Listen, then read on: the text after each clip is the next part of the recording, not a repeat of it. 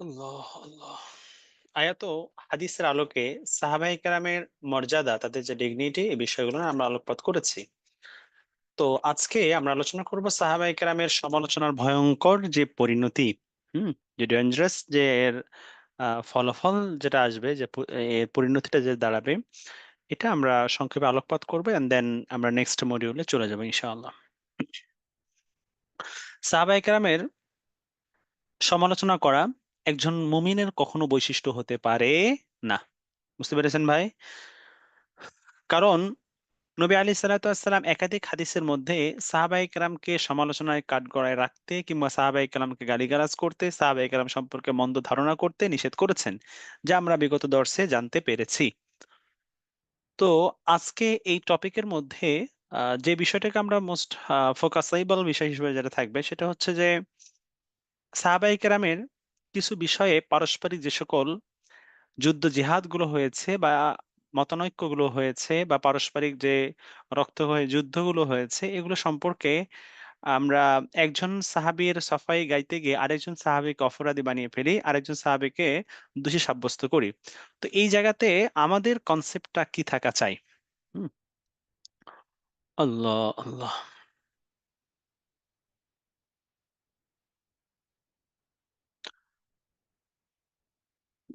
এর পূর্বে আমরা কিছু সালাফদের দুই একটা উক্তি দেখি, এরপর আমরা ওইটার সমালোচনা ফিনিশিং আসবো। হযরত আবু যুরআ রাহমাতুল্লাহি আলাইহি বলেন যে فإذا رأيت الرجل ينتقص أحدا من أصحاب رسول الله صلى الله عليه وسلم فاعلم أنه زنديق। আল্লাহ। যখন তোমরা এমন কোন ব্যক্তিকে দেখবে যে আল্লাহ রাসূল সাল্লাল্লাহু আলাইহি সাল্লামের সাহাবীদের মধ্যে কোন একজন সাহাবীকে নিয়ে সমালোচনা করছেন বা তাকে অবমাননা করছেন, তো তোমরা জেনে রাখো সে হলো জিন্দিক। জিন্দিক মানে সে হলো বিধর্মী। সে কি ভাই? বিধর্মী। তার মানে এখন ফিলহাল যদিও বা তাকে ইমানের হালতে দেখা যাচ্ছে বা মুমিন অবস্থা দেখা যাচ্ছে, কিন্তু অচিরেই সে ইমান থেকে দূরে চলে যেতে পারে এবং সে কুফরের মৌত বরণ করতে পারে বা তার মৃত্যুটা কুফরি অবস্থায় হতে পারে। এমনটা আশঙ্কা বোধ করেছেন, এবং এরকম এই মর্মে অভিজ্ঞতার আলোকে দেখা যাচ্ছে যে অনেক ইতিপূর্বে হয়েছে, যারাই সাহাবায়ে কেরামকে এমনটা করেছেন বা সাহাবায়ে কেরামের ব্যাপারে এমন আকীদা লালন করেছেন বা সাহাবায়ে কেরামের এমন সমালোচনা বা তাদেরকে তিরস্কার, অবমাননামূলক কথাবার্তা বলেছেন, তাদের পরিণতিটা এমনটাই হয়েছে। আল্লাহু আকবার। আবু আমর ইবনু সালাহ রহমতুল্লাহ আলাই বলেন, কোরআন ও হাদিস এবং ইজমায় উম্মত হতে এই বিষয়টা একেবারে সিদ্ধান্তকৃত যে কোন সাহাবী রাদিয়াল্লাহু আনহু এর পুত পবিত্রতা সম্পর্কে প্রশ্ন করারও সুযোগ নেই। ইমাম ইবনে হুমাম রহমতুল্লাহ আলাইহি বলেছেন যে আহলুস সুন্নাহ ওয়াল জামাতের আকীদা হলো সমস্ত সাহাবায়ে কেরাম রাদিয়াল্লাহু আনহুম কে পুত পবিত্র মনে করা, তাদের উপর আপত্তি উত্থাপন থেকে বেঁচে থাকা, তাদের প্রশংসা করা ওয়াজিব। তাদের প্রশংসা করা কি ভাই? ওয়াজিব। ওয়াজিব। তার মানে হলো তাদেরকে নিন্দা না করা। হ্যাঁ, এখন একটা বিষয় আসবে, যে বিষয়টা একটু আগে বললাম, যে তাদের যে সকল পারস্পরিক আহ যুদ্ধগুলো হয়েছে, যেমন জঙ্গে জামাল, জঙ্গে সিফিন, বিশাল কিছু যুদ্ধ হয়েছে। তো সাহাবায়ে কেরাম দুটি গ্রুপে বিভক্ত হয়ে তাদের মাঝে যে যুদ্ধগুলো হয়েছে, এই যুদ্ধগুলো সম্পর্কে আমরা কি ধারণা রাখবো? তারা যদি হক বা সত্যের মাপকাঠি হয়ে থাকেন, তারা যদি সত্য হয়ে থাকেন, তো তাদের মাঝে এই বিরোধ, এই যুদ্ধ বিগ্রহ কিংবা এই রক্তক্ষয়ী মুহূর্তটা কেন আসছিল? তো এই ব্যাপারে আমাদের প্রথমত কনসেপ্টটা রাখা যায় এমন, যে সাহাবায়ে কেরাম তাদের মাঝে যে যুদ্ধ বিগ্রহগুলো হয়েছে, এগুলো হচ্ছে ইজতিহাদের ভিত্তিতে। কিসের ভিত্তিতে ভাই? ইজতিহাদের ভিত্তিতে। কিসের ভিত্তিতে? ইহা ইজতিহাদের ভিত্তিতে। আপনারা মনে হয় ফিকহের দর্সে জেনেছেন ইজতিহাদ কাকে বলা হয়, জানছেন না? জি স্যার। ইজতিহাদ কাকে বলা হয়? এই আচ্ছা, সংজ্ঞাটা এভাবে মনে নাই। কোরআন সুন্নাহ ঘেঁটে দিনই কোনো মাসলা মাসাইল বা দিনের কোনো বুঝ বের করা বা কোনো একটা এই যে হুকুম বের করা। ইস্তিহাদ মানে হচ্ছে ওস্তাদ জি ওই মানে শুধু মতের ভিন্নতা, মহাব্বত থাকবে কিন্তু বিচ্যুত হবে না এক একটা অন্যের সম্পর্ক। ওটা না, ইখতিলাফ আপনি আপনি আপনি যেটা বললেন এটা ইখতিলাফের সংজ্ঞা কিন্তু বললেন। ইস্তিহাদ মানে হচ্ছে হ্যাঁ, যে কোরআন এবং হ্যাঁ, হাদিসের গবেষণা করা। গবেষণা হুম, ইখতিলাফ একটা জিনিস, জি জি জি। ইফতেরাক একটা জিনিস, ইজতিহাদ আরেকটা জিনিস, তিনটা ভিন্ন ভিন্ন জিনিস। হ্যাঁ, তো ইজতিহাদ, এটাকে আমরা আমাদের বোঝার সহজার্থে সমসাময়িক শব্দে যদি এটাকে আপনি ব্যাখ্যা করেন তাহলে মানে ইজতিহাদ অর্থ হলো রিসার্চ করা, গবেষণা করা, তাই না? এটা স্বাভাবিকভাবে আমাদের সমসাময়িক শব্দে ব্যাখ্যা করলে, কিন্তু ইজতিহাদ এটা অনেক ব্যাপক এবং ডিপ একটা বিষয়। ইজতিহাদ বিষয় হলো যে কোরআন ও সুন্নাহের আলোকে গবেষণামূলকভাবে এর সার নির্যাস উম্মতের কাছে উপস্থাপন করা। এটা হলো ইজতিহাদের একটা সংক্ষিপ্ত ডেফিনিশন। অর্থাৎ যারা মুজতাহিদ, ফকাহে কেরাম, উলামায়ে কেরাম, আইম্মায়ে কেরাম যারা ছিলেন, যারা যাদেরকে আমরা বিভিন্ন মাযহাবের ইমাম হিসেবে জেনে থাকি, ইমাম আবু হানিফা রাহিমাহুল্লাহ তাআলা, ইমাম শাফি, ইমাম মালিক, ইমাম আহমদ ইবনে হাম্বল রাহিমাহুমুল্লাহ তাআলা, তারা প্রত্যেকে ছিলেন মুজতাহিদ। কি ছিলেন? মুজতাহিদ। তো মুজতাহিদ যারা হয়ে থাকেন তাদের অবস্থানটা কি? এবং সাহাবায়ে কেরামের মধ্যে অনেক সাহাবায়ে কেরাম তারা ইজতিহাদ করেছেন এবং মুজতাহিদ সাহাবী ছিলেন। তো ইজতিহাদের বিষয়টা কেমন? ইজতিহাদের বিষয়টা হলো ব্যক্তি স্বার্থের ঊর্ধ্বে গিয়ে, যেখানে ব্যক্তি স্বার্থটা কখনো মানে প্রায়োরিটি পায় না, বা এটা কখনো মাকসাদের মধ্যে আসে না মাআযাল্লাহ। বরং এখানে উদ্দেশ্য থাকে যে উম্মতের কল্যাণ বিবেচনায় যেই কাজটার মধ্যে দ্বীনের কামিয়াবি বা সফলতা আছে এবং এটাই কোরআন ও সুন্নাতের অধিক নিকটবর্তী বলে মনে হয়, এবং এই মর্মে একজন ইমাম, একজন ফকিহ, একজন মুজতাহিদের যে অবস্থান হয় এটা হলো ইজতিহাদের আলোকে হয়।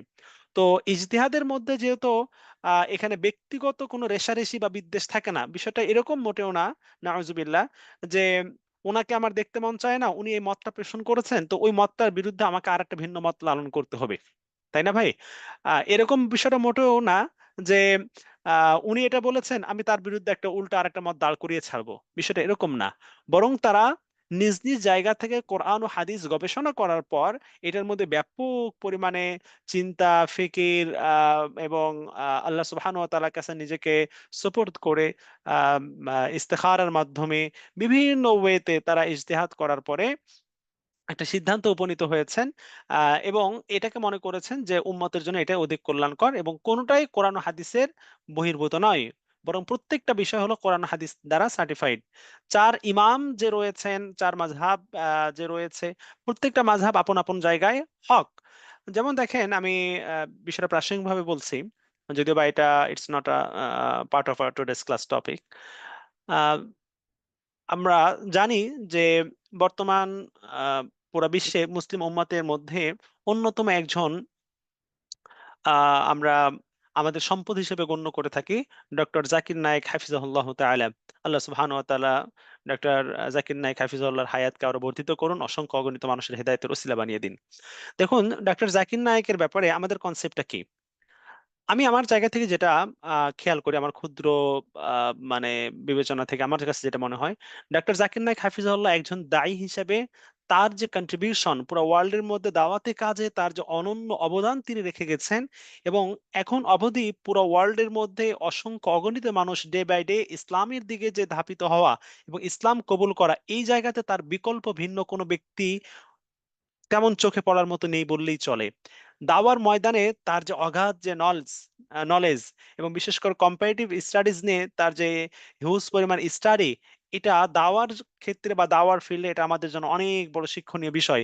এবং যখন আপনি একজন খ্রিস্টানকে দাওয়াত দিবেন, বা একজন মনে করেন যে হিন্দুকে দাওয়াত দিবেন, একজন বৌদ্ধকে দাওয়াত দিবেন, একজন অমুসলিমকে দাওয়াত দিবেন, সো কিভাবে তাদেরকে আপনি দাওয়াত দিবেন, how to invite them. So এই ক্ষেত্রে যে সকল আমরা ম্যাটেরিয়ালস গুলো পাই, বা যে সকল তথ্য উপাত্তের আলোকে আমরা একজন অমুসলিমকে সহজে ইসলামের দাওয়াত দিতে পারি, তো এই বিষয়গুলো ডক্টর জাকির নায়েক সাহেবের মধ্যে যেভাবে উনি এই বিষয়গুলোকে সহজে উপস্থাপন করতে পারেন, তার যে প্রেজেন্টেশন অসাধারণ। এবং আমরা বিভিন্ন তথ্যের আলোকে দেখি যে রাইট নাও ইউরোপিয়ান কান্ট্রিগুলিতে day by day thousands of people তারা ইসলাম গ্রহণ করতেছেন, এবং তাদের ইসলাম গ্রহণের পিছনে দেখা যায় যে অধিকাংশের পেছনে অবদান কি, তারা মনে করে যে আমরা ডাক্তার জাকির নায়েকের লেকচার দ্বারা প্রভাবিত। এরকম অনেকগুলো ইস্যু থাকে। তো এই জন্য আমি বলছি যে ডাক্তার জাকির নায়েক সাহেব উনি একজন দায়ী হিসাবে তার অবদান যেটা কখনো অস্বীকার করার মতো নয়, এবং অবশ্যই অবশ্যই এটাকে আপনার প্রশংসার আলোকে এবং এটাকে আপনার গর্বের সাথে নেওয়ার মতো, যে মুসলিম উম্মতের অনেক বড় একজন সম্পদ। কিন্তু আমাদের কনসেপ্টটা হলো যে আমাদের বাংলাদেশে অনেক ভাইয়েরা যারা আমরা আছি, নট অনলি বাংলাদেশি, বরং আমরা অনেকে এরকম মুসলিমরা আছি, যে উনি একজন ইসলামিক স্কলার বা একজন ইসলামের প্রিচার বা একজন দায়ী হিসেবে ওনাকে নিয়েছেন। কিন্তু আমাদের একটা বিষয় খেয়াল রাখা উচিত, উনি একজন দায়ী, তার অবস্থান দাওয়াতের ময়দানে অনন্য, এটা কোনো এ ব্যাপারে কোনো সন্দেহ নাই। কিন্তু ডাক্তার জাকির নায়েককে যখন আপনি মুফতি বানাবেন, ডাক্তার জাকির নায়েককে যখন আপনি মুফাসসির বানাবেন, ডাক্তার জাকির নায়েক সাহেবকে যখন আপনি ইসলামিক ল বা রুলসের জায়গায় যখন রাখবেন, তখন এই জায়গাতে পদস্খলন হওয়াটা এটা কিন্তু অস্বাভাবিক কিছু না। আমাদের মূল মানে একটা ভুল বোঝাবুঝি বা একটা মিস আন্ডারস্ট্যান্ডিং মাঝখানে হয়েছিল, বা এটা নিয়ে ব্যাপক পরিমাণে বিরোধ বাংলাদেশে অনেক পরিমাণে হয়েছে। এর অন্যতম কারণটা ছিল এইটা, যে আমাদের অনেক জেনারেল ভাইরা আছেন যে যারা ডাক্তার জাকির নায়েককে বিভিন্ন ল বা রুলস সম্পর্কে আহকাম শরিয়াগত বিষয়গুলো যখন জিজ্ঞাসা করেছেন, তখন উনি হয়তো বা পরিবেশ পরিস্থিতি অনুপাতে অনেকগুলো এগুলো সলিউশন দিয়েছেন। কিন্তু মানুষ আসলে দিন যত যায়, মানুষের প্রজ্ঞা হেকমত তত বেশি বৃদ্ধি পায়। তো শুরুর দিকে ডাক্তার জাকির নায়েক স্যারের যখন আলোচনাগুলো ছিল, তখন মাযহাব সম্পর্কে তার যে অবস্থানটা ছিল, এটা অনেকের কাছে বা আমাদের ওলামায়ে কেরামরা এই বিষয়টাকে আম, খুব সিরিয়াসলি নিয়েছেন। বিকজ মাযহাবের বিষয়টা খুব শিথিলভাবে নিয়েছেন। বা আমাদের সালাফি ভাইয়েরা যারা আছেন, অনেকে বিষয়টাকে দেখছেন যে না, ডাক্তার জাকির নায়েক স্যার উনি আমাদের আইকনিক এবং আইডল পার্সন। স্যার মাযহাব মানার কোনো প্রয়োজনীয়তা নাই, যে কোনো মাযহাব যার ইচ্ছা সেটা মানবে। চার মাযহাবের কোনো একটা নির্দিষ্ট মাযহাব মানতে হবে এই ধরনের কোনো বাধ্যবাধকতা নাই। এ ধরনের অনেকগুলো বিষয় আর কি চলে আসছে সামনে। কিন্তু বিগত maybe, if I not wrong, মনে হয় গত রমজান তার আগের রমজানে এরকম হতে পারে, 2 বছর আগে সম্ভাব্য, doctor Zakir Naik sir Malaysia একটা প্রোগ্রাম করছিলেন। সেই প্রোগ্রামে একেবারে সুস্পষ্টভাবে উনি এই বিষয়টা ব্যক্ত করেছেন যে ডাক্তার জাকির নায়েক স্যার বলেছেন তার পূর্বের যে অবস্থান সেখান থেকে কিন্তু তিনি রুজু করেছেন। সেটা কি? উনি স্পষ্ট বলেছেন যে চার মাযহাবে হক, হানাফি শাফি মালিক হাম্বলি, চার মাযহাবে হক, চার মাযহাবে কোনো একটা মাযহাব যদি কেউ মেনে চলে, সে সঠিকতার উপরে আছে। তো এই কথাটা যখন উনি ব্যক্ত করেছেন এবং পূর্বের অবস্থান থেকে রুজু করেছেন, তখন আমাদের অনেক সালাফি ভাইরা ডাক্তার জাকির নায়েক স্যারকে এখন অনেক সমালোচনা কাঠগড়ায় দাঁড় করেছেন, অনেকে এসে অনেক ধরনের তকমা লাগাইছেন, অনেক অপবাদ দিয়েছেন। তো ওনার শুরুর দিকে অবস্থানটা পরবর্তীতে এটা মানে চেঞ্জিং এর কারণটা হলো পরবর্তীতে অনেক আলেমদের সাথে সাক্ষাৎ হওয়া, অনেক ওলামায়ে কেরামের সাথে এই বিষয়গুলো ডিসকাস হওয়া, এবং তার এই জায়গাতে আরো বেশি স্টাডি ডিপলি হওয়া। তারপরে এই বিষয়টা তার কাছে মানে স্পষ্ট হয়েছে। এবং ওয়ার্ল্ড ওয়াইডলি যে সকল স্কলারকে, যে সকল আলেমকে উনি ফলো করে থাকেন, তার মধ্যে উনি সবচেয়ে বেশি প্রায়োরিটি দিয়েছেন তকি উসমান হাফিজুল্লাহকে, যে তকি উসমান হাফিজুল্লাহকে উনি ফলো করেন। তো এটাও আমাদের অনেক ভাইদের কাছে এটা খুব মানে সমালোচনা দৃষ্টিতে তারা দেখেছেন, যে উনি কিভাবে একজন মাযহাবপন্থী আলেমকে ফলো করেন, ইত্যাদি অনেক ধরনের বিষয়গুলো চলে আসছে। তো এই বিষয়গুলো আসার মানে অনেকগুলো কথা হয়তো বলে ফেললাম র্যান্ডমলি বা প্রাসঙ্গিক এতে। সেটা হচ্ছে যে ইজতিহাদের বিষয়টা হলো যে ইজতিহাদের আলোকে যখন কোনো একজন ফকিহ, কোনো একজন ইমাম বা কোনো একজন আলেম কোনো একটা সলিউশন দেন, এখানে ব্যক্তি স্বার্থটা কখনো উদ্দেশ্য হয়ে থাকে না।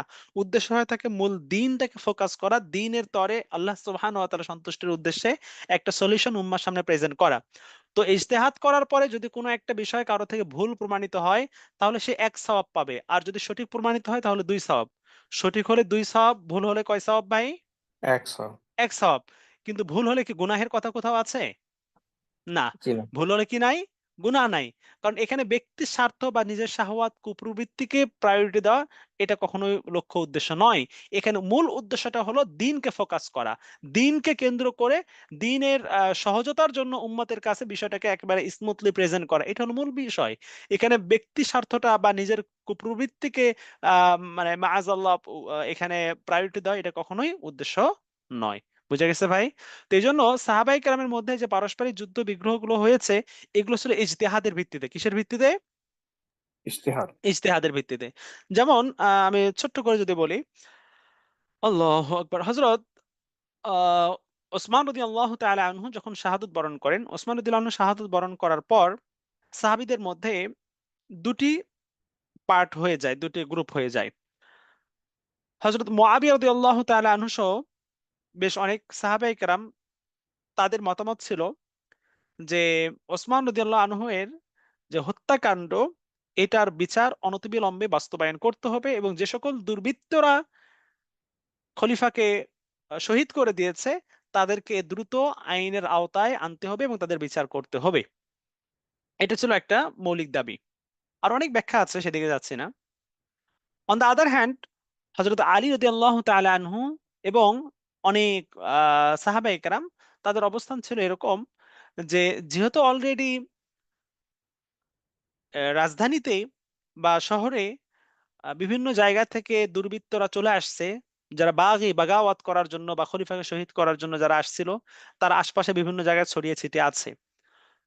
এখন অভ্যন্তরীণ ইসলামিক স্টেটের হালতটা দুর্বৃত্তদের যে সকল ষড়যন্ত্র বা তাদের যে সকল চক্রান্ত, এটার কবলে পড়ে আমাদের অভ্যন্তরীণ হালতটা এটা বেগতিক। তো আমাদের ফার্স্ট প্রায়োরিটি দেওয়া দরকার যে আমাদের অবস্থান, অভ্যন্তরীণ হালতটা, আমাদের ইন্টারনাল যে একটা অস্থিতিশীল অবস্থা, এটাকে আগে নিয়ন্ত্রণে নেওয়া। এটাকে নিয়ন্ত্রণে নেওয়ার পরে দেন আমরা ওসমান রাদিয়াল্লাহু আনহু এর যে বিচার কার্য এটা আমরা পরিচালনা করব।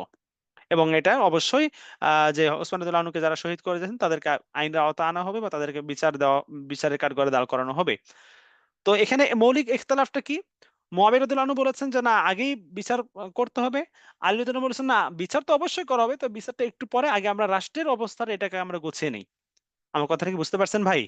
আচ্ছা বলেন, এই জায়গাতে মৌলিকভাবে কি কারো ব্যক্তি স্বার্থ উদ্দেশ্য ছিল? মাআযাল্লাহ, নাউজুবিল্লাহ, জি কোনো না। ব্যক্তি স্বার্থ কি ছিল না? উদ্দেশ্য ছিল না। উদ্দেশ্য ছিল যে ওই সময় ওই প্রেক্ষাপটে কোন কাজটা করা বেশি প্রায়োরিটি পায়। তো মুয়াবিয়া রাদিয়াল্লাহু আনহু তার ইজতিহাদের জায়গা থেকে এটাকে সঠিক মনে করেছেন। আবার আলী রাদিয়াল্লাহু আনহু তার ইজতিহাদের জায়গা থেকে এটাকে সঠিক মনে করেছেন। এই জায়গাতে কে সঠিক ছিলেন, কে ভুল ছিলেন, এটা আমি আপনি জাজ করার সে রাইটস রাখি না। হ্যাঁ, আমাদের সালাফদের মধ্যে থেকে, অনেক বুজুর্গদের মধ্যে থেকে কেউ কেউ এই কথা ব্যক্ত করেছেন যে ইজতিহাদগত দিক থেকে মুয়াবিয়া রাদিয়াল্লাহু আনহুর চেয়ে আলী রাদিয়াল্লাহু আনহু এর অবস্থানটাই ছিল খুব স্ট্রং ছিল। যার কারণে আলী রাদিয়াল্লাহু আনহু এখানে 2 সওয়াব পাবেন, মুয়াবিয়া রাদিয়াল্লাহু আনহু 1 সওয়াব পাবেন। কিন্তু এই জায়গাতে এসে আমরা আমাদের দেশে প্রেক্ষাপট থেকে দেখতে পাই যে যখনই মুআবিয়া রাদিয়াল্লাহু আনহু এর প্রশংসা মানে প্রসঙ্গ যখন আসে, তখন আমাদের অনেক ভাইয়েরা আছে যে মুআবিয়া রাদিয়াল্লাহু আনহুকে নাউজুবিল্লাহ অনেক কটাক্ষমূলক ভাবে, অনেক মানে বাজে ওয়ার্ড ইউজ করে মুআবিয়া রাদিয়াল্লাহু আনহুর শানে বেদবিমূলক অনেক কথাবার্তা বলে থাকেন। এটা একজন সাহাবীর সম্মান নষ্ট করা, সাহাবী অবমাননা করা, বা একজন সাহাবীর শানে এরকম দৌরত্ব দেখানো, এটা কখনো মুমিনের বৈশিষ্ট্য হতে পারে না। এটা ক্ষেত্র বিশেষে একজন মানুষকে গোমরাহ, পথভ্রষ্ট এবং বেঈমানও করতে পারে। এজন্য সাহাবীদের ব্যাপারে আমাদের আকীদা ক্লিয়ার থাকা চাই। এগুলোকে বলা হয় সাহাবীদের যে পারস্পরিক যে দ্বন্দ্বগুলো ছিল বা পারস্পরিক যে ইখতিলাফ গুলো ছিল, এগুলোকে বলা হয় মুশাজারাতে সাহাবা। কি বলা হয় ভাই? মুশাজারাতে মুশাজাহারা সাহাবা। বলেন কি বলা হয়? মুশাজাহারাত সাহাবা মুশাজারাত কি বলা হয়? মুশাজারাতে মুশাজারাত সাহাবা। মুশাজারাতে মুশাজারাতে সাহাবা। সাহাবা। মুশাজারাতে সাহাবা। তো এই জায়গাতে আমাদের অবস্থানটা কি থাকবে? যে সাহাবায়ে কেরামের পারস্পরিক যে ইখতিলাফ গুলো হয়েছে, এগুলো হচ্ছে ইজতিহাদের ভিত্তিতে। কে সঠিক ছিলেন, কে ভুল ছিলেন, এটা জানেন কে? আল্লাহ। সাহাবায়ে কেরাম তো এমন জামাত যাদের উপরে সন্তুষ্ট থাকার ঘোষণা স্বয়ং আল্লাহ তাআলা পবিত্র কোরআনে অসংখ্য আয়াতের মধ্যে ঘোষণা করেছেন যে আল্লাহ তাআলা তাদের উপরে সন্তুষ্ট। অতএব যেই জামায়াতের উপরে, যে কাফেলার উপরে আল্লাহ তাআলা সন্তুষ্ট এবং এই ঘোষণা স্বয়ং আল্লাহ পাক পবিত্র কোরআনের মধ্যে দিয়েছেন, তাদেরকে নিয়ে আমি আপনি সমালোচনা করার কোনো অধিকার রাখি না। তাদের হিসাব নিকাশ তাদের মাঝে এবং আল্লাহ তাআলার মাঝে সেটা হবে। তাদের কে কি করেছেন না করেছেন, এক তো সম্মানের জায়গা থেকে এটা তো আপন অবস্থায় আছে। তো যারা সমালোচনার দিক থেকে বা বিভিন্ন দোষ ত্রুটি বের করে এই বিষয়গুলো আলোচনা সমালোচনা রূপান্তর করতে চাই, তাদের কাছে আমাদের আবেদন থাকবে যে এই বিষয়গুলো নিয়ে আমরা কখনো ডিসকাস করে কখনো সলিউশন আসতে পারবো না, বা এই বিষয়গুলো আমাদের জন্য ডিসকাস করা এটা আমাদের শানের খেলাফ, বা আমাদের অবস্থান বা আমাদের পজিশনের এটা খেলাফ। পর আমাদের অবস্থান থাকবে যে সাহাবায়ে কেরাম তারা আল্লাহ তাআলার প্রিয় জামায়াত, তাদের উপর আল্লাহ তাআলা খুশি, এবং সাহাবায়ে কেরামের মধ্যে অনেক আছেন যারা দুনিয়া থেকে জান্নাতের সার্টিফিকেট পেয়েছেন, বিশেষ করে আশারায়ে মুবাশশারা, যারা দুনিয়া থেকে জান্নাতের সুসংবাদ প্রাপ্ত হয়েছেন।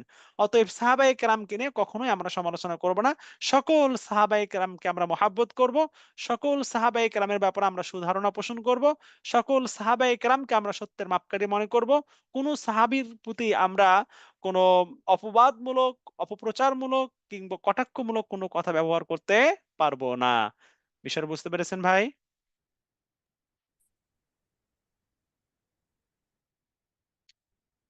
আমার কথা কি বুঝে আসছে ভাই সবার? Yes sir. মানে আচ্ছা। তাদের ব্যাপারে মানে ওই যে মানবিক বিষয় বলতে ব্যাপারে চুপ থাকবো, কোনো কথা বলবো না। হ্যাঁ, যাবতীয় বিষয়ে আমরা কি থাকবো? চুপ থাকবো। যাবতীয় বিষয়ে কি থাকবো? চুপ থাকবো। আল্লাহু আকবার। সাহাবায়ে কেরামের ব্যাপারে আমাদের অবস্থান যে বাইনাহুম ওয়া বাইনাল্লাহ। তাদের মাঝে আল্লাহ তাআলার মাঝে যদি কোনো বিষয় মানবিক দিক থেকে মনে হতে পারে যে এই বিষয়টা কতটুকু যৌক্তিক ইত্যাদি, এরকম কারো কাছে যদি মনে হতে পারে, ভাই এটা আল্লাহ তাআলা তাদের ব্যাপারে সন্তুষ্ট। এটা আল্লাহ তাআলা জানেন, তারা জানেন। ওই বিষয়ে তো আমাকে জিজ্ঞেস করা হবে না। আচ্ছা বলেন যে সাহাবায়ে কেরাম আ মানে একটা মানে মানবিক দিক থেকে একটা জাস্ট কথাটা বলতেছি। কোন সাহাবীর মাআযাল্লাহ, আল্লাহ না করুন, কোন সাহাবীর ব্যাপারে একজন ব্যক্তি এমন কিছু কথা বলল যে কথাটা সাহাবী শানের খেলাফ। সাহাবীর সাহাবীর যে শান তার শানের খেলাফ এমন কিছু কথাবার্তা বললেন। আচ্ছা বলেন একজন সাহাবী কথার কথা মানে তর্কের খাতিরে যুক্তির খাতিরে বোঝানোর জন্য যদি মেনে নেন একজন সাহাবী কথার কথা ভুল করছেন।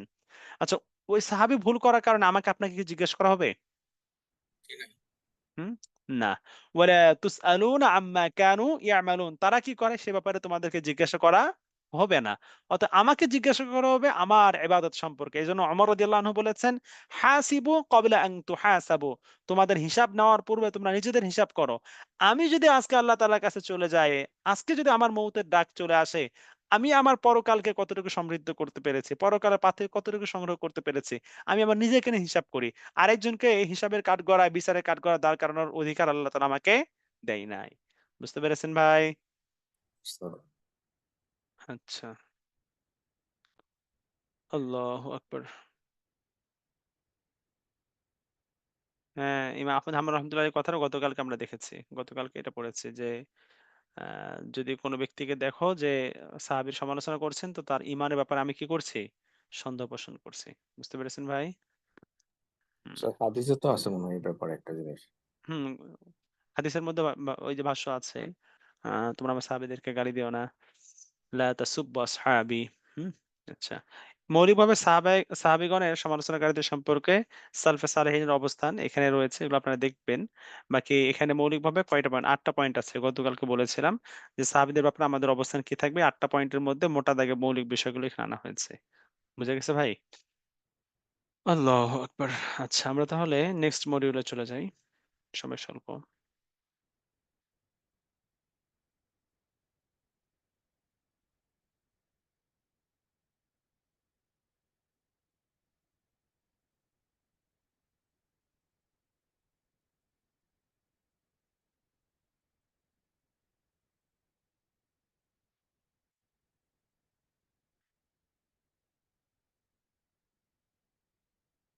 আল্লাহু আকবার।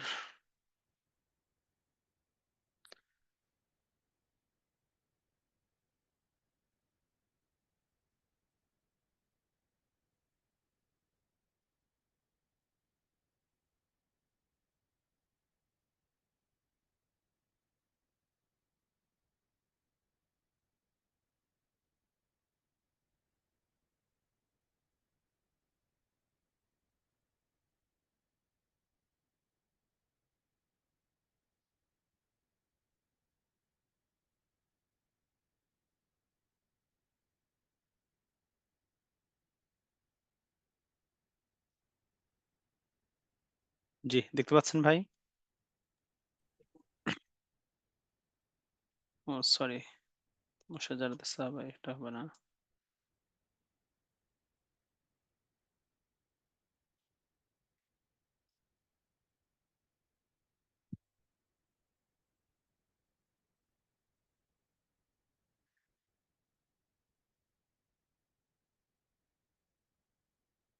আচ্ছা। আজকে আর কয়েকটা বিষয় নিয়ে আমরা আলোচনা করব। যতটুকু সম্ভব পড়া হয় সময় স্বল্প পরিসরে। মুআজিজা, কারামাত, ইস্তিদরাজ এই বিষয়গুলো সম্পর্কে আমরা আলোকপাত করব। স্বাভাবিকভাবে শর্টলি বলতে গেলে স্বাভাবিক যে অবস্থা ন্যাচারালি আমরা আমাদের চোখের সামনে যা দেখি এর বহির্ভূত বা এর ঊর্ধ্বে গিয়ে কিছু আমরা ব্যতিক্রমী অলৌকিক কিছু বিষয় আমাদের চোখের সামনে দেখি এবং আমাদের সাধারণত বাঙালিদের মধ্যে যে প্রবণতাটা দেখা যায় যে কারো মধ্যে সামান্য কিছু সেটা জাদুর কারণে হোক বা মানে যে কোনো কারণে হোক সামান্য কিছু আদত বহির্ভূত কোনো বিষয় দেখলে তাকে মনে কর বিশাল বড় বুজুর্গ, তাই না ভাই? হ্যাঁ। আল্লাহ। তো এই বিষয়গুলো যেটা স্বাভাবিকতার বাহিরে গিয়ে কিছু আনকমন কিছু বিষয়, অস্বাভাবিক কিছু বিষয় বা অলৌকিক কিছু বিষয় কারোর থেকে বহিঃপ্রকাশ হওয়া, এটা হয়তো বা মুআজিজা হিসেবে হতে পারে, কারামত হিসেবে হতে পারে, অথবা ইস্তিদরাজ হিসেবে হতে পারে। তো মুআজিজা কাকে বলা হয়, কারামত কাকে বলা হয়, ইস্তিদরাজ বলা হয় কাকে, এবং এই তিনটার মধ্যে মৌলিক ব্যবধানটা কি, এই বিষয়গুলো সম্পর্কে আমরা সংক্ষেপে আলোচনা করার চেষ্টা করবো ইনশাআল্লাহ। প্রথমে আসি মুআজিজা। মুআজিজা এর পরিচয়টা কি? মুআজিজা এটা মূলত মুআজিজাতুন, অ্যারাবিক একটা ওয়ার্ড, এটা ইজজুন শব্দ থেকে আসছে। তো এর অর্থ দাঁড়ায় হলো যে অক্ষম, সাধারণ কোনো কাজ সম্পাদনে অক্ষম বা অসমর্থ হওয়ার অর্থে এই আজাজা ইয়া আজিজু এই শব্দটা ব্যবহার হয়ে থাকে। আর মুজিজা মানে কাউকে অক্ষমকারী, মানে যে অপরকে কি করে দেয়, অক্ষম করে দেয়, তাকে বলা হয় মুজিজা। এটা শাব্দিক অর্থের দিক থেকে। এবং এই শব্দটা কোরআনের মধ্যে ব্যবহার হয়েছে, যেমন قال يا ويلتى أعجزت أن أكون مثل هذا الغراب। সে বলল আমি কি এই কাকের মতো হতে অক্ষম হলাম। ওই যে মনে আছে হাবিল কাবিলের ঘটনা, হুম, আচ্ছা, ওইদিকে ইঙ্গিত দেওয়া হয়েছে। তো আজাজ তো আমি কি অক্ষম হলাম। তো মূলত শাব্দিক অর্থের দিক থেকে মুজিজা মানে অক্ষমকারী, যে অপরকে অক্ষম করে দেয়। আর পারিভাষিক অর্থের দিক থেকে মুজিজা কাকে বলে সামনে আসতেছে। তো মুজিজা এটা অক্ষম করে দেয়, এটার সাথে সচরাচর যার আমরা অর্থ বুঝি, এটার মিলটা কোথায় পাওয়া যায়? মিলটা হলো এই জায়গাতে, মুজিজা মানে অক্ষমকারী। সাধারণত এই অলৌকিক ঘটনা যেগুলো নবীগণের মাধ্যমে, আম্বিয়াগণের মাধ্যমে, রসুলগণের মাধ্যমে প্রকাশ পায়, এগুলোকে বলা হয় মুজিজা। কি বলা হয় ভাই? মুজিজা। মুজিজা। আল্লামা ইবনে হাজার আসকালানী রাহমাতুল্লাহ আলাইহি লিখেছেন, রসূলগণ কর্তৃক সম্পাদিত যে সকল অলৌকিক বা অসাধারণ কার্যাবলী প্রকাশ পায় এগুলোই হলো মুজিজা। এগুলো কি ভাই? মুজিজা। মুজিজা। যার প্রতিযোগিতা করতে সমসাময়িক যুগের মানুষ ব্যর্থ হয়েছে। তো মুজিজা যা অপরকে অক্ষম করে দেয়, অর্থাৎ যেটা নবীগণ বা রসূলগণের মাধ্যমে প্রকাশ পায়, এবং ওই অলৌকিক ঘটনাটাকে প্রতিযোগিতামূলকভাবে দেখা বা তার থেকে বেস্ট কিছু করা বা ওইটা সমপরিমাণ কোনো কিছু করতে ওই যুগের মানুষরা অক্ষম হবে, এটাকে বলা হয় মুজিজা। এটাকে কি বলা হয়? মুজিজা বলা হয়। তো মুজিজা মানে যেহেতু এই কাজটা অপর মানুষকে অক্ষম করে দিচ্ছে, অপর মানুষরা এই কাজটা করতে অক্ষম, অন্যান্য সাধারণ মানুষরা যারা নবী নয় তাদের পক্ষে এই কাজটা করা সম্ভবপর নয়, তারা যেন এই কাজটা করতে অক্ষম, এই জন্য মুজিজাকে মুজিজা বলা হয়। আর মুজিজা অর্থ হলো যে অপরকে অক্ষমকারী। বিষয়টা বুঝে আসছে ভাই? জি স্যার। তাহলে আমরা মুজিজার সংক্ষিপ্তভাবে একাধিক সংজ্ঞা রয়েছে। তো আমরা এখানে মুজিজার এখানে সংজ্ঞাটা এভাবে দিতে পারি যে কয়েকভাবে দেওয়া যায়, যে কোনো একটা দিলে চলবে। যেমন এখানে দেখেন আল মুআজামুল ওয়াসিত গ্রন্থের মধ্যে মুজিজার সংজ্ঞা যেটা আনা হয়েছে, খুব ফেমাস একটা লোগা এটা, যে মুজিজা এমন অসাধারণ কাজ যা আল্লাহ তাআলা তার প্রেরিত নবী রসূলগণের দ্বারা সংগঠিত করে থাকেন। উদ্দেশ্য নবীর নবুয়তের সত্যতা প্রমাণ করা। উদ্দেশ্য কি ভাই? নবীর নবুয়তের নবুয়তের সূচনা। সত্যতা প্রমাণ করা। অর্থাৎ আল্লাহ তাআলা হালত, অবস্থা, পরিস্থিতি বুঝে একজন নবীর নবুয়তকে সার্টিফাইড করার জন্য উম্মতের কাছে তার সত্যতা, তার নবুয়তকে চিরসত্য হিসেবে উপস্থাপনের জন্য আল্লাহ তাআলা নবী এবং রসূলগণের মাধ্যমে অনেক সময় অলৌকিক কিছু ঘটিয়েছেন, এবং এর দ্বারা এটা প্রমাণ করেছেন যে ইনি যে একজন নবী, এবং তিনি যে আল্লাহ তাআলার পক্ষ থেকে প্রেরিত, এবং সাধারণ অন্য 10 জন মানুষের মতো উনি স্বাভাবিক মানুষ নয়, বরং উনি একজন নবী। তার উপরে নবুয়ত আল্লাহ পাক দান করেছেন, এই বিষয়টা কি মুজিজার মাধ্যমে প্রকাশ করেন। বুঝতে পেরেছেন ভাই? জি স্যার। আচ্ছা,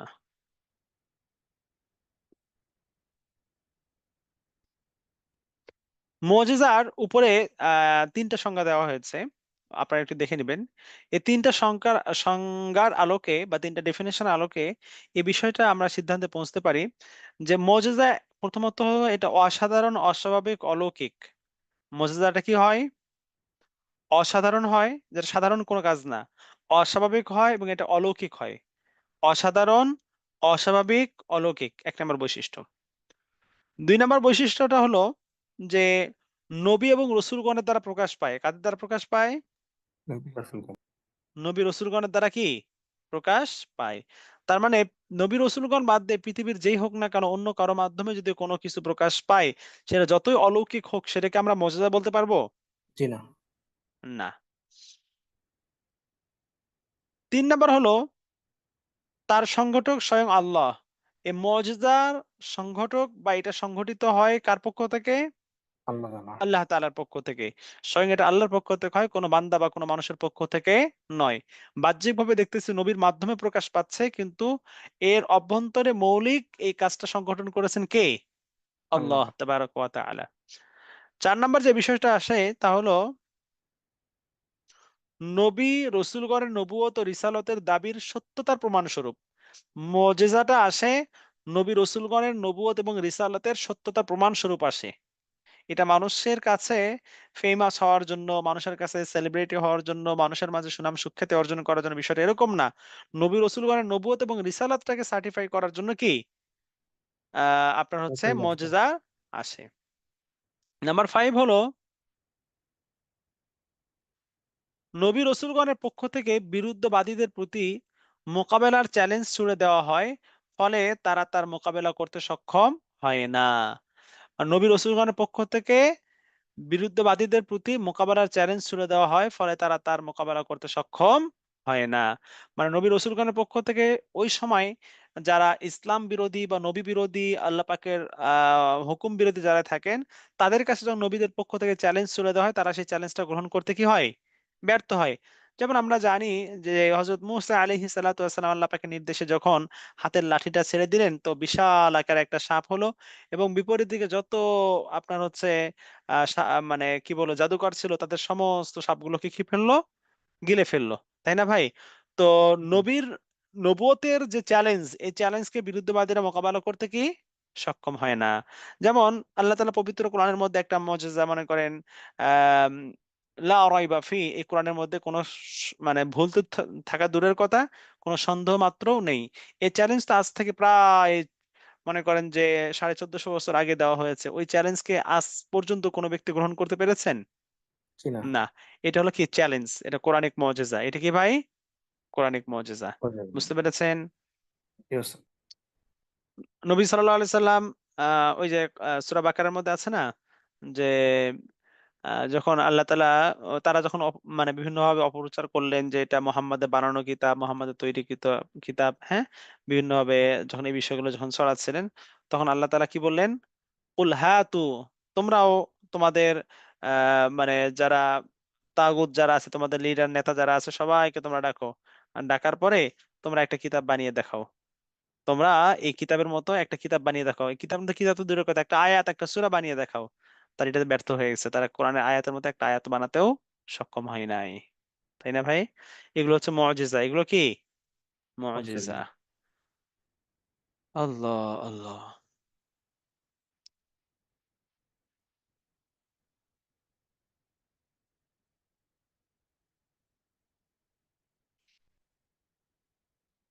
সাধারণত মুজিজার তাৎপর্যটা হলো এটা, একজন নবী বা রসূল আল্লাহ সুবহানাহু ওয়া তাআলার পক্ষ থেকে নবুয়ত প্রাপ্ত হওয়ার পর বা রিসালাত প্রাপ্ত হওয়ার পর তাওহীদ ও রিসালাতের বাণী, পরকালের কথা, আল্লাহ পাকের একত্ববাদের কথা, শিরক ও কুফরের বিরুদ্ধের কথা মানুষের মাঝে প্রচার ও প্রসার করেন। যেই সম্প্রদায়, যে কওমের মাঝে শিরক কুফরের সয়লাব থাকে, যারা তাওহীদ ও রিসালাতের মধ্যে যারা থাকে না, বা এই বিশ্বাসে যারা বিশ্বাসী না, তারা নবী এবং রসূলগণের ব্যাপক বিরোধিতা করেছেন।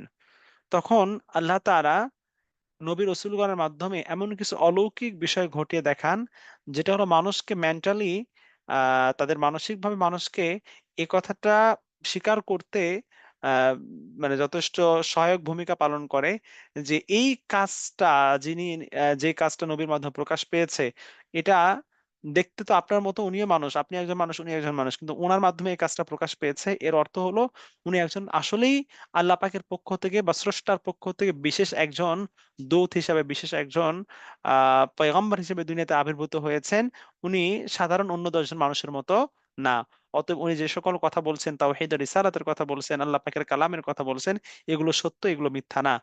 মৌলিকভাবে মুজিজা তাৎপর্যটাই হলো দ্বীনের কাজ, দাওয়াতের কাজ, ইসলামের কাজ, তাওহীদ আর রিসালাতের কাজ, আল্লাহ পাকের পেগাম মানুষের কাছে এটা গ্রহণযোগ্য হওয়া, মানুষের কাছে এটা অ্যাকসেপ্টেবিলিটি পাওয়া, বা মানুষ এটাকে সাদরে গ্রহণ করে নেওয়ার ক্ষেত্রে মুজিজা একটা বড় ভূমিকা পালন করে। এবং এই মর্মে যুগ যুগ ধরে যত নবী রাসূলগণকে আল্লাহ তাআলা দুনিয়াতে প্রেরণ করেছেন, বিভিন্ন নবীর মাধ্যমে আল্লাহ তাআলা বিভিন্ন রকমের মুজিজা প্রকাশ করেছেন। তার মধ্যে উল্লেখযোগ্যভাবে যে সকল মুজিজাগুলোর কথা আমরা কোরআন এবং হাদিসের মাধ্যমে জানতে পারি, তার মধ্যে উল্লেখযোগ্য হযরত ইব্রাহিম আলাইহিস সালাতু ওয়াস সালামকে যখন আগুনে নিক্ষেপ করা হয়েছে, তো কুলনা ইয়া নারু কুনি বারদাও ওয়া সালামান আলা ইব্রাহিম। তো আগুনের স্বভাব হলো সবকিছুকে জ্বালিয়ে পুড়িয়ে ছারখার করে দেওয়া। তো ইব্রাহিম আলাইহিস সালামকে আগুনে নিক্ষেপ করা হয়েছে। তো আগুন ইব্রাহিম আলাইহিস সালামের জন্য শীতল হয়ে গেছে। এবার এতটা শীতল হয় না যে ঠান্ডার কারণে তার কষ্ট হয়। আল্লাহু আকবার। তো আগুনের মধ্যে নিক্ষিপ্ত হওয়ার পরে যেখানে জ্বলে পুড়ে ছারখার হওয়ার কথা, সেখানে আগুন জ্বালিয়ে না দিয়ে আরামদায়ক হয়ে যাওয়া, এটা হলো মুজিজা। এটা কি ভাই? মুজিজা। বুঝতে পেরেছেন? এবং এই Yes. দৃশ্য দেখার পরে ওই সময় অনেক মানুষ কি করেছেন? ইসলাম গ্রহণ করেছেন। মুসা আলাইহিস সালাতু ওয়াসসালামের হাতের একটা লাঠি, লাঠি তো একটা কাঠের জিনিস, এটা স্বাভাবিক, এটার উপর ভর দিয়ে মানুষ চলাফেরা করে বা এটাকে হেল্প কাজে লাগায়। কিন্তু এই লাঠি সাপে রূপান্তর হওয়া, বিশাল আকারের সাপ হওয়া, আহ মানে কি বলে আপনার হচ্ছে,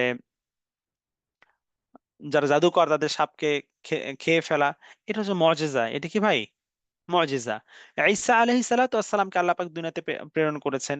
মানব আগমনের, দুনিয়াতে মানব জন্মের একটা যে প্রসেস, যে ধারাবাহিকতা, স্বামী স্ত্রীর শারীরিক সম্পর্ক হয়, ফিজিক্যাল রিলেশনের মধ্য দিয়ে আল্লাহ সুবহানাহু ওয়া তাআলা এক ফোঁটা নাপাক পানি থেকে একজন সন্তানকে মাতৃগর্ভে তাকে আল্লাহ পাক প্রেরণ করেন এবং সেখান থেকে বাই প্রসেস সে দুনিয়াতে একটা সময় আগমন করে।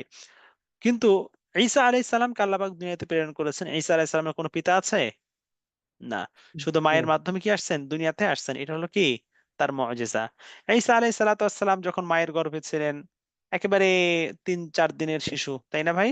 ৩-৪ দিনের একজন শিশু, ওই শিশু সাক্ষ্য দিচ্ছেন যে তিনি আল্লাহ তাআলার পক্ষ থেকে আসছেন, আল্লাহ পাকের হুকুম থেকে আসছেন, এবং তার মায়ের সতীত্ব সম্ভ্রম এবং তার মায়ের ব্যাপারে, মারিয়াম আলাইহিস সালামের ব্যাপারে যে সকল অপবাদগুলো দেওয়া হয়েছে সেগুলোকে খণ্ডন করে তার সত্যতা, তার সতীত্ব, এটাকে প্রমাণিত করছেন। এটা হলো আল্লাহ তাআলার মুজিজা। এটা কি ভাই? আল্লাহ তাআলার পক্ষ থেকে ঈসা আলাইহিস সালামের মাধ্যমে প্রকাশিত মুজিজা। বুঝে গেছে ভাই? Yes, sir. আল্লাহ আল্লাহ।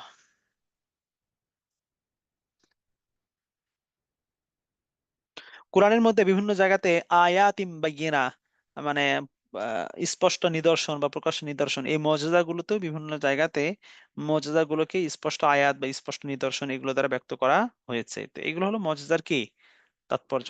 বুঝে গেছে ভাই? আচ্ছা। Yes.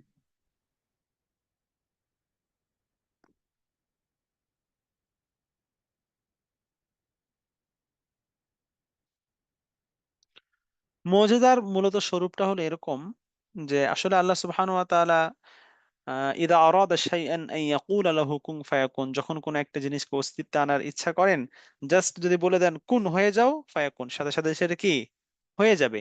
তথাপি মানে আল্লাহ সুবহানাহু ওয়া তাআলা কোন নিয়ম, কানুন, উপকরণ, মাধ্যম, ওয়াসাইল, এই সব কিছুকে অপেক্ষা করে আল্লাহ তাআলা যে কোনো বস্তুকে অস্তিত্বে আনতে সক্ষম। আল্লাহ তাআলা এই অ্যাবসলিউটলি পাওয়ার রাখেন। তো মুজিজা প্রদর্শনের ক্ষেত্রেও তেমন কোনো নীতিমালার প্রয়োজন নাই, যে কোনো নীতিমালা রুলস কে মেনে আল্লাহ তাআলা এটা প্রকাশ করেন, বিষয়টা এরকম নয়। কারণ আল্লাহ তাআলা যখনই ইচ্ছা করেন কোন নবী বা কোনো পয়গম্বরের মাধ্যমে দ্বীনের বিষয়কে উম্মতের কাছে, মানুষের কাছে উপস্থাপন করার ইরাদা করেছেন, যখনই উম্মতের ফায়দার জন্য, উম্মতের হেদায়েতের জন্য ওসিলা হিসেবে কোনো মুজিজা দেখানোর প্রয়োজন বোধ করেছেন, আল্লাহ তাআলা তাৎক্ষণিকভাবে সেই মুজিজা প্রকাশ করেছেন। এটা হলো মূলত মুজিজার একটা হচ্ছে স্বরূপ। তবে আহ মুজিজার বিষয়টা হলো যে মুজিজা সাধারণত প্রকাশিত হয় বা সংঘটিত হয় দুই ভাবে। কয় ভাবে প্রকাশিত হয় ভাই? দুই ভাবে। একটা হলো তলাবি আর একটা হলো গায়রে তলাবি। একটা তলাবি আর একটা কি Void গায়রে for তলাবি। তলাবি মানে হলো মানুষের মুজিজা প্রদর্শনের দাবির প্রেক্ষিতে, মানুষের মুজিজা মানে প্রকাশের দাবির প্রেক্ষিতে কি হয়? মুজিজা প্রকাশ পায়। তো তলাবুন মানে কি? তলব করা, খুঁজে। সন্ধান করা, দাবি করা। হ্যাঁ, তো মানুষ যখন দাবি করে, আচ্ছা ঠিক আছে মোহাম্মদ, আমরা তোমার উপর ঈমান আনবো, তুমি যদি ওই চাঁদটা 2 খণ্ড করে দেখাতে পারো তাহলে তোমার উপর ঈমান আনবো। বলছে কিনা ভাই? হ্যাঁ। তো Yes, sir. নবীর কাছে তারা এই দাবি করছে, তুমি যদি নবী হয়ে থাকো তাহলে চাঁদকে কি করো? 2 খণ্ড করে দেখাও। তাহলে এটা মানুষ দাবি করছে কিনা? করছে। এখন ওই সময় যদি ওই নবী এই মুজিজা প্রকাশ তার মাধ্যমে না হয়, তাহলে মানুষ হয়তো ঈমান গ্রহণ করবে না। তো তাদের সে দাবির প্রেক্ষিতে তাদের সামনে সত্যটাকে প্রকাশিত করার জন্য এবং নবীর নবুয়তটাকে সার্টিফাইড এর জন্য আল্লাহ তাআলা মুজিজা প্রকাশ করেছেন। এটা হলো দাবির প্রেক্ষিতে। কিসের প্রেক্ষিতে? দাবির দাবির প্রেক্ষিতে। বুঝতে পেরেছেন?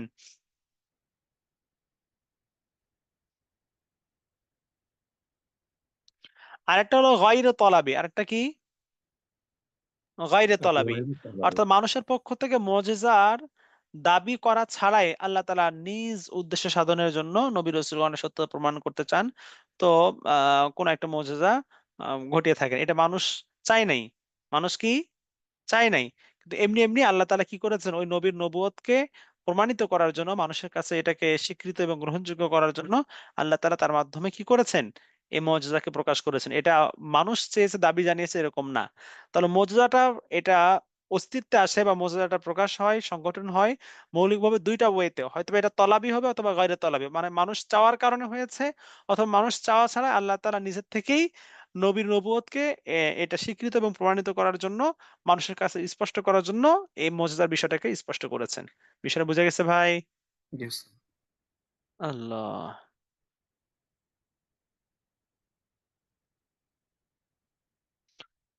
এখানে নবী সাল্লাল্লাহু আলাইহি সাল্লামের অনেকগুলো মুজিজা এখানে উল্লেখ করা হয়েছে। এই মুজিজাগুলো আপনারা একটু নিজেরা দেখে নেবেন। হুম, সবাই একটু দেখে নেবেন। অনেকগুলো মুজিজা এখানে রয়েছে।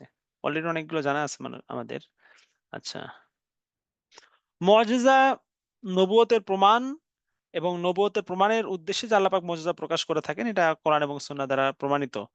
যেমন আল্লাহ তাবারক ওয়া তাআলা সূরা আল আনআম এর মধ্যে বলেন, وما تأتيهم من آية من آيات ربهم إلا كانوا عنها معرضين فقد كذبوا بالحق لما جاءهم فسوف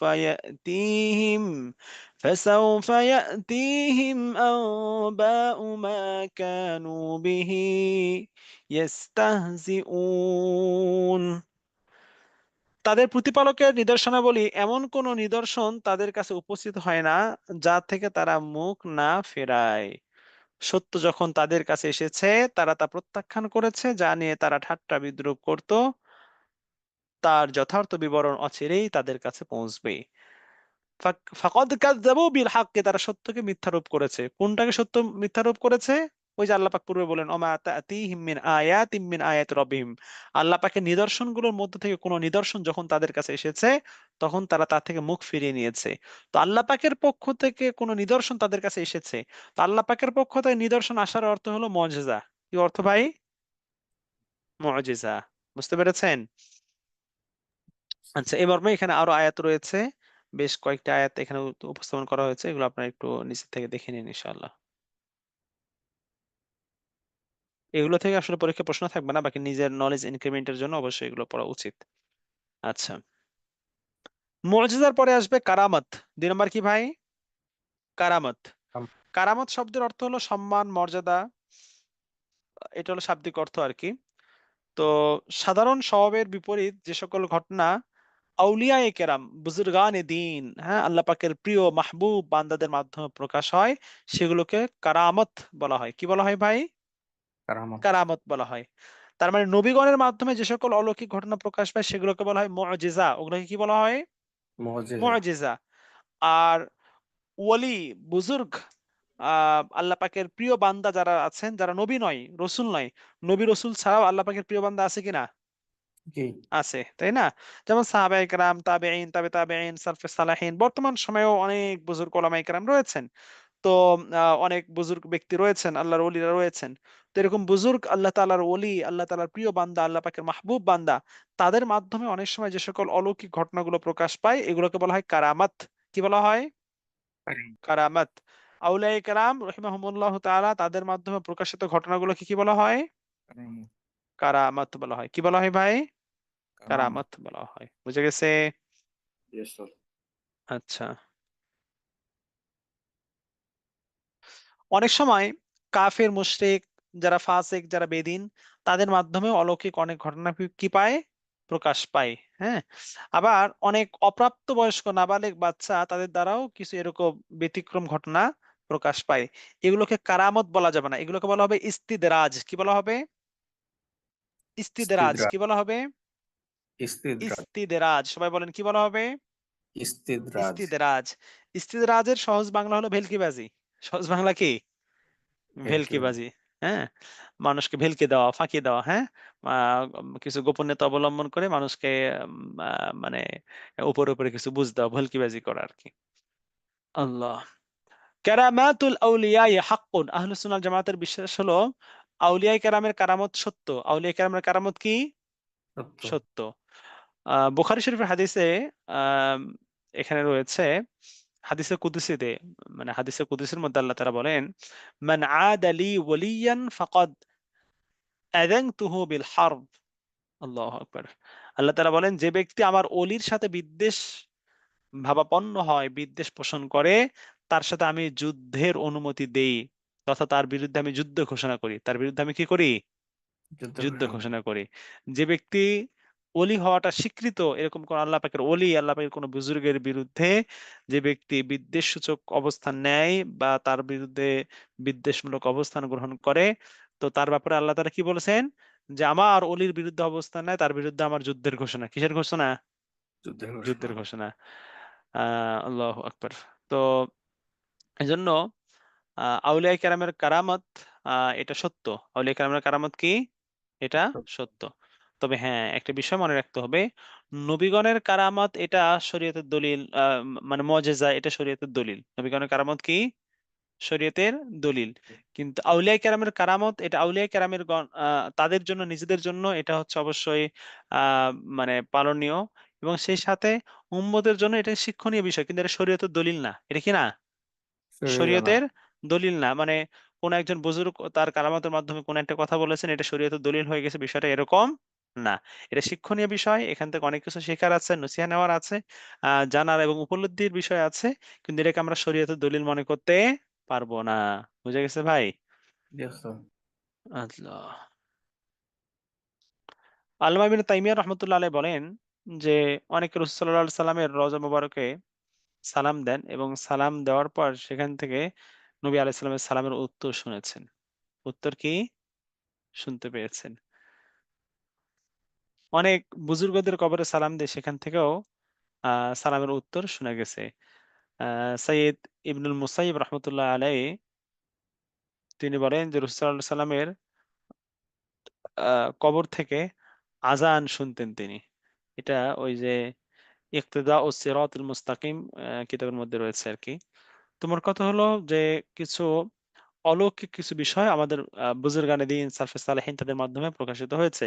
যেটা আ এখানে বেশ অনেক কয়েকটি আ আনা হয়েছে। বিশেষ করে আল্লামা ইবনে তাইমিয়া রাহমাতুল্লাহ আলাইহির মাজমাউল ফাতাওয়া গ্রন্থের মধ্যে অনেকগুলো সেখানে কারামাত আনা হয়েছে। তার মধ্যে বেশ উল্লেখযোগ্য কিছু কারামাতকে এখানে উপস্থাপন করা হয়েছে। এই কারামাতগুলো সবগুলো আপনারা ওয়ান বাই ওয়ান দেখবেন। ঠিক আছে ইনশাআল্লাহ? সবগুলো কারামতকে এখানে বেশ যে কারামতগুলো আনা হয়েছে সবগুলো কারামত দেখবেন। ঠিক আছে ভাই?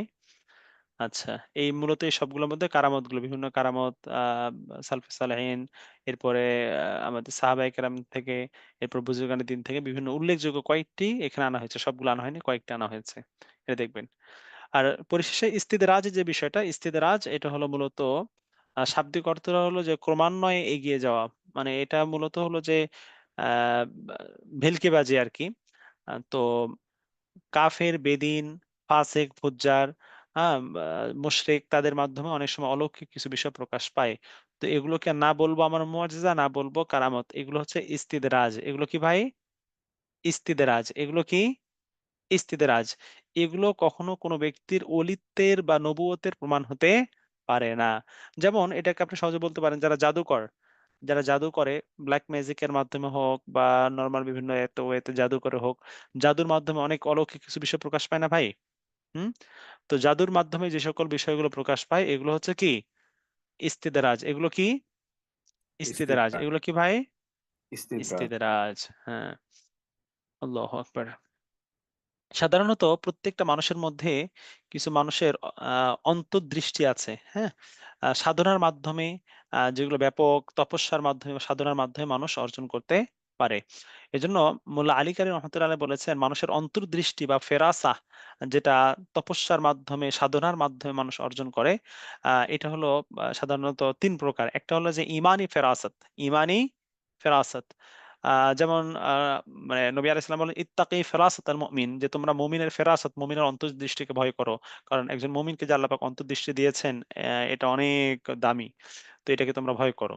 দ্বিতীয়ত হলো যে সাধনার মাধ্যমে অর্জিত ফেরাসাত, মানে মানুষ ক্ষুধা রাত্রি মানে সহ্য করে কিংবা রাত দিন জাগরণ করে, হ্যাঁ, এক জায়গা থেকে আরেক জায়গায় মানে নির্বাসনে গিয়ে দীর্ঘকাল বা দীর্ঘ সময় তিনি ধ্যান সাধনা করে অনেক বিষয় অর্জন করতে পারে। তো এটা হলো সাধনার মাধ্যমে অর্জিত ফেরাসত। এটা কি? সাধনার মাধ্যমে অর্জিত ফেরাসত। আর 3 নম্বর হলো সৃষ্টিগত ফেরাসত। এটা হলো যেমন চিকিৎসক ও অন্যান্য পেশার মানুষের ফেরাসত, যারা সৃষ্টিগত আকৃতি থেকে প্রকৃতি এবং অভ্যন্তরীণ অবস্থা অনুমান করতে পারেন। মানে বিষয়টা হলো যে আহ, মানে সৃষ্টিগত ফেরাসত বলতে একজন চিকিৎসক রোগীর যে হালত, রোগীর যে কন্ডিশন দেখলে বুঝতে পারেন তার এই রোগ আছে বা এই সমস্যা, এরকম আছে না ভাই? হ্যাঁ, জি অনেক ডাক্তাররা যারা ফিজিশিয়ান যারা আছেন, তারা রোগীর অবস্থা দেখলে আমি দেখে বুঝতে পারছি যে ওনার এই সমস্যা, এরকম বলতে পারে না? বলতে পারে। তো এটাকে বলা হয় আপনার হচ্ছে সৃষ্টিগত ফেরাসত। তাহলে ফেরাসত কয় প্রকার অন্তর্দৃষ্টি? 3 প্রকার। একটা হলো ইমানি ফেরাসত, আর একটা হলো কি সাধনার মাধ্যমে অর্জিত ফেরাসত, আর একটা হলো সৃষ্টিগত ফেরাসত। আল্লাহ, এখন আমরা মৌলিকভাবে পার্থক্য যদি দেখি যে মুজিজা, কারামত, এগুলোর মধ্যে পার্থক্যটা কি। এখানে 7টা পয়েন্টে পার্থক্যগুলো উল্লেখ করা আছে। আপনারা এই 7টা পয়েন্ট দেখবেন নেক্সট ক্লাসে, আগামী জুমাবার আমি আপনাদেরকে এই 7টা পয়েন্ট থেকে এবং আগামী ক্লাসে আপনাদের এই থেকে আপনাদের কাউট হবে। ঠিক আছে ইনশাআল্লাহ। আগামী আগামী ক্লাসে আপনাদের এই 28 নম্বর মডিউলের উপরে কাউট হবে। ঠিক আছে ভাই? আচ্ছা, তো আপনারা এই লাস্টের দিকে যে পার্থক্যগুলো আছে এটা কিন্তু মৌলিক বিষয়, এই পার্থক্যগুলো ভালো করে একটু দেখবেন। পর্যায়ক্রমে আমি প্রয়োজনে নেক্সট দার্সে আলোচনা করবো এই পার্থক্যগুলোর উপরে। মুজিজা মানে অলরেডি চলে আসছে আলোচনা, কিন্তু সামারি হিসাবে এই বিষয়টা আর কি। মুজিজা কাকে বলা হয়, কারামাত কাকে বলা হয়, মাউনাত কাকে বলা হয়, ইরহাস কাকে বলা হয়, ইস্তিদরাজ কাকে বলা হয়, ইহানাত কাকে বলা হয়, জাদু শয়তান মানে ম্যাজিক যেটা, এটা কাকে বলা হয়, মানে ক্লোজেস্ট কিছু বিষয় আছে। এগুলো পার্থক্যগুলো কি, পার্থক্যগুলো নির্ণয় করা। বিষয় বোঝা গেছে? আচ্ছা, ইনশাআল্লাহ।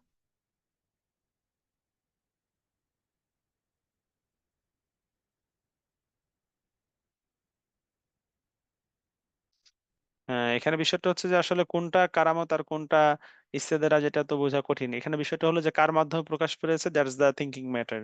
যদি কোনো ফাসেক, যদি কোনো কাফের যার আকীদাগত সমস্যা আছে, যে আহলুস সুন্নাহ ওয়াল জামাতের থেকে খারেজ, যে বেঈমান মুশরিক, এরকম কারোর থেকে প্রকাশ পায়, নিঃসন্দেহে উইদাউট এনি ডাউট আপনি এটা বলবেন যে এটা হলো ভেলকিবাজি, এটা ইস্তেদরাজ।